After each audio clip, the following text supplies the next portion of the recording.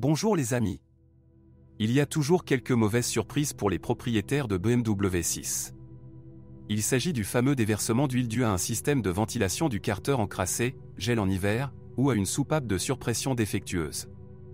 La fumée bleue provenant du pot d'échappement indiquera une consommation d'huile excessive. Avec le temps, les durites du système de refroidissement perdent de leur résistance. Dans le cas du V8, le tuyau est situé dans la cambrure du bloc. Pour le remplacer, vous devrez démonter le plancher moteur. Les fluctuations du régime de ralenti sont causées par des fuites d'air ou des capteurs défectueux, notamment le débitmètre d'air. Après 100 à 150 000 km, la pompe ou le radiateur fuit souvent. Le N52 6 cylindres de 3 litres est peut-être le plus fiable de la gamme. Le N53 à injection directe, apparu après le restylage, commence à poser davantage de problèmes. Après 150 000 à 200 000 km, les V8 essence commencent souvent à prendre de l'huile. Il est possible de freiner votre appétit après avoir remplacé les joints de queue de soupape. Pour ce faire, idéalement, il faut démonter le moteur, mais de nombreux artisans se passent de démonter l'ensemble.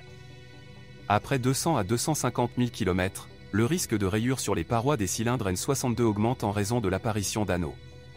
Une révision majeure avec revêtement coûtera 2 cents à 250 000 km. La version biturbe diesel 635D n'est pas fiable même en Europe avec ses conditions de serre.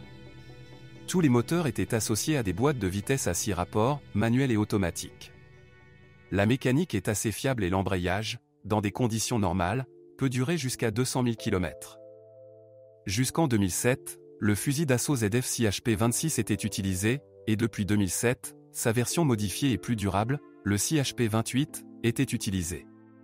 Une transmission automatique peut être réparée après 150 à 200 000 km. Les dysfonctionnements sont généralement associés à une défaillance du convertisseur de couplet, un peu moins souvent, à la mécatronique. Le carter en plastique de la transmission automatique peut également tomber en panne. Au fil du temps, il est alimenté par la chaleur. De plus, la poêle pourrait même éclater en cas de gel intense. Les blocs silencieux d'usine des leviers avant ont été rendus après 100 000 km. Les leviers arrière sont plus durables. La crémaillère de direction s'use très vite. Parfois, il résiste à peine à 100 000 km, une fuite ou un coup apparaît. Un certain nombre de voitures ont fait l'objet d'une campagne d'entretien pour remplacer la pompe à vide du système de freinage. Le reste a dû le faire réparer ou remplacer après environ 150 à 200 000 km. Pendant le fonctionnement, il y a suffisamment de défauts mineurs et majeurs. Parmi les petites choses, on peut noter la panne du système de refroidissement du compartiment calculateur et de l'électronique. Le moteur devra être remplacé. Dans les BMW 6 pré-restylés, l'unité principale SSS mourait souvent. Le remplacer par une version d'occasion n'avait aucun sens, car le défaut pourrait bientôt réapparaître. Mais il est de loin préférable d'introduire un analogue de la BMW série 560. À un kilométrage élevé, le générateur peut devenir déprimé, les balais s'usent ou le régulateur de tension tombe en panne.